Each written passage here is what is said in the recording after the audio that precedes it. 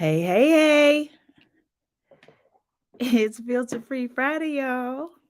Listen, I'm so glad y'all here. Y'all, I can't stand the messy glasses, and I don't know what happens between the time I take them off at night and when I get ready to get up in the morning because, whew, they be looking a whole mess. I was asked, or maybe not asked, my cousin said to me that someone, maybe her therapist, told her that whatever scripture you remember or you memorized first has a great impact on your life. And I'd be interested to know from y'all, what scripture did you memorize first, or which one have you or which one do you know like by heart?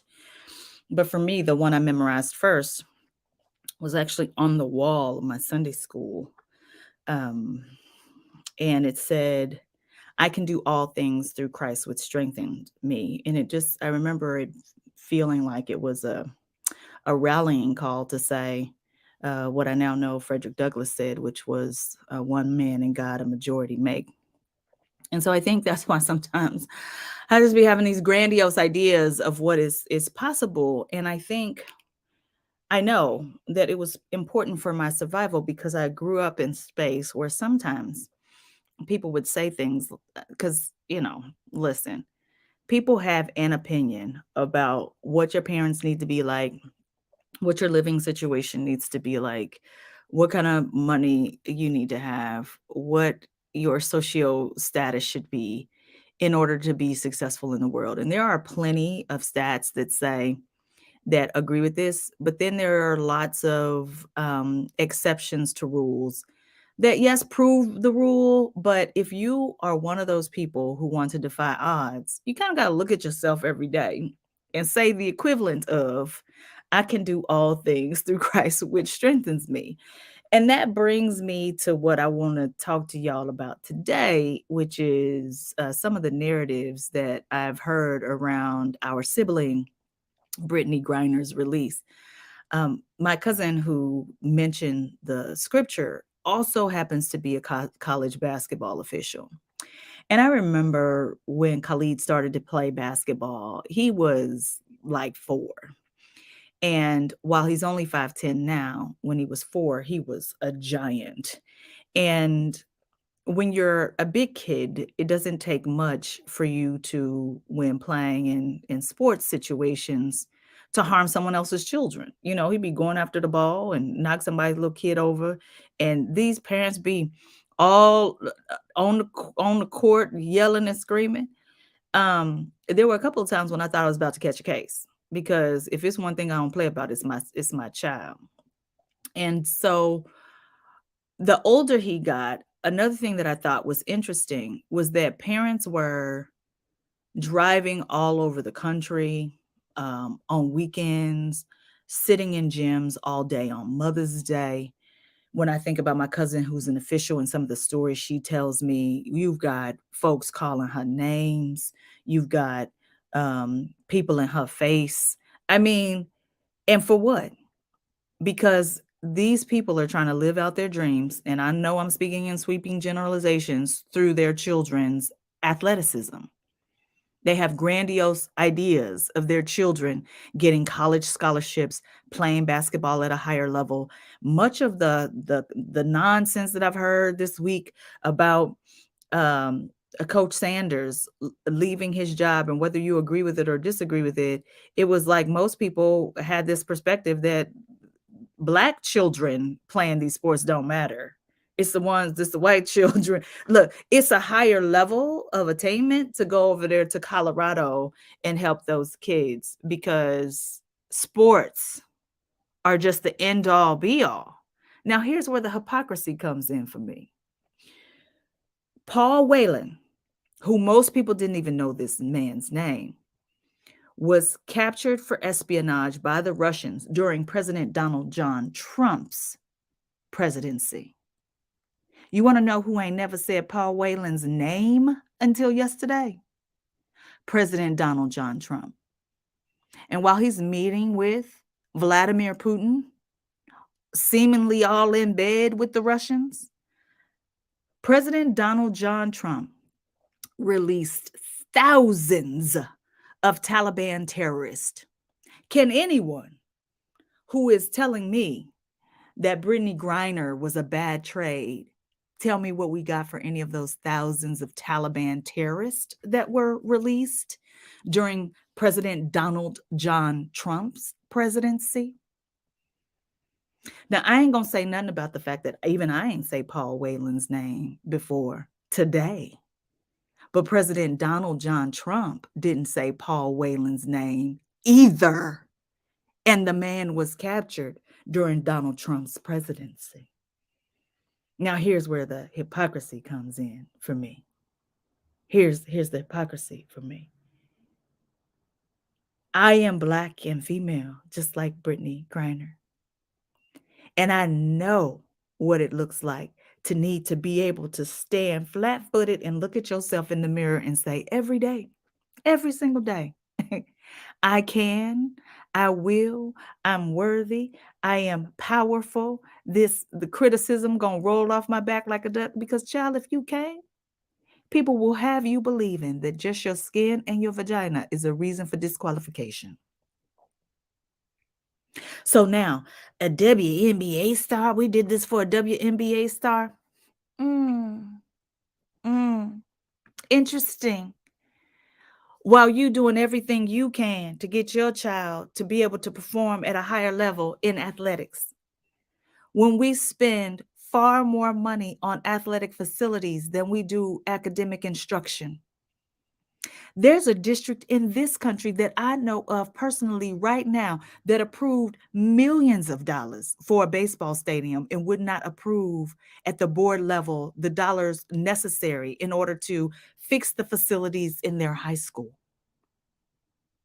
where the kids have to sit and learn. But now we want to diminish getting to the WNBA level. I wonder why that would be. When I think about the golden rule, and we say, we need to treat people how we want to be treated. I don't know, about 10 years ago, someone, maybe longer. I'm starting to get old, child. I can't remember. But somebody said to me, well, Nicole, it needs to be the platinum rule. We need to treat people how they want to be treated. So listen, let me just be clear. I don't even know what happens in Russian penal colonies. But if I was in a Russian penal colony and you had to trade all 50 of the senators, including Pastor Raphael Warnock, I don't care. Trade them all to get me home. You know why? Because I'm worthy. I'm worthy of being here. And I know that that is radical thinking for some of you, that having Black skin and a vagina is not disqualifying to being worthy and having inherent dignity. And I ain't played on nobody's basketball court. I remember one time Coach Worthy said, girl, you should come play out for the basketball team. I don't know if Tamika and Brandy Dale remember this, child. I went to one basketball practice and I was running up and down that court twice. I was out of breath, thought I was going to have a massive heart attack. I said, oh no, I will not be back. And everybody was incredibly disappointed. Do you know what kind of effort and physical ability and discipline it takes to be able to play at that level? And it ain't for me. But what you not gonna do is spend all this money on it and then tell me it don't matter to you. Because that, my dear, is hypocrisy. And it is the antithesis of empathy, which requires you to put yourself in someone else's shoes. If it's you in a Russian penal colony, what do you want? Then y'all want to sit up here and tell me about breaking laws and rules. You want to talk about breaking laws and rules? Child, remember when you could get tax credit for a baby, for a child, and you didn't have to provide their social security number? All of a sudden, when they start requiring we acknowledge the social security number of the child, millions of children just disappeared out of the records. People just ain't got these kids no more. You know why they ain't got them no more? Because they lied. And that's not following the rules. And it represented billions of dollars to the Treasury. We are so hypocritical. We have to get past this in order to even be able to remotely demonstrate empathy in any way, shape, or form. And listen, I wrote in this new book coming out, Spark the Heart. I'm the worst person in the world to tell you about empathy. So I'm actually shocked at times when people are like, "Oh, that's a bad trade." What do you even know about arms dealers? How many arms you think these thousands of Taliban terrorists had that President Donald John Trump done traded? How many crimes has he committed? And he still, his entire organization just got proven guilty on almost a dozen charges. Ain't nobody saying nothing about how he need to follow the law. And can we talk about this Senate race? Now I'm trying to be positive. I'm going into 2023 trying to just be more positive and optimistic. But with spending $750 million, the Democratic Raphael Warnock barely eked out that election win. That total race with everybody involved was like $750 million spent, which takes me to my further point. When we sit up here talking about we ain't got the money to do this and we ain't got the money to do that, and let's not get rid of student loan debt, and now we can't have welfare, and we need to do something about we can't do nothing about homelessness. Child, we got the money. It is so astonishing. And then what we spend it on? Ads. Like, come on, child.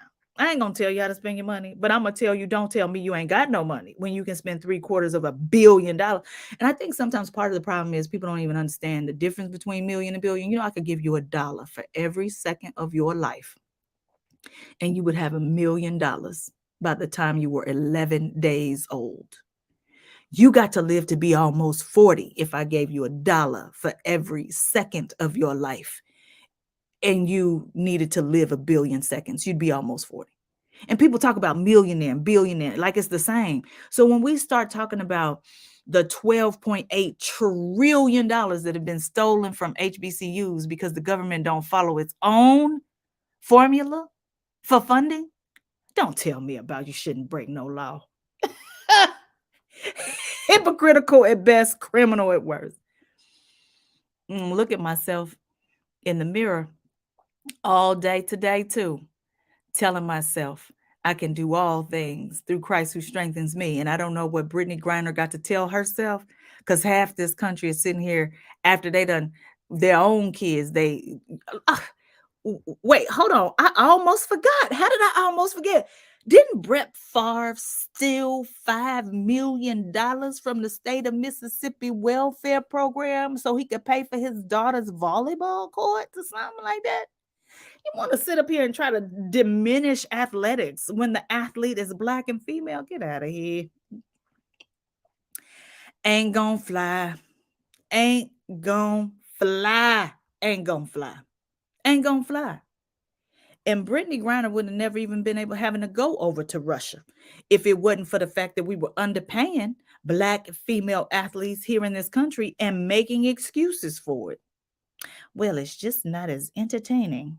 I wonder what Brett Favre think about that. It's Filter Free Friday, y'all. We got work to do.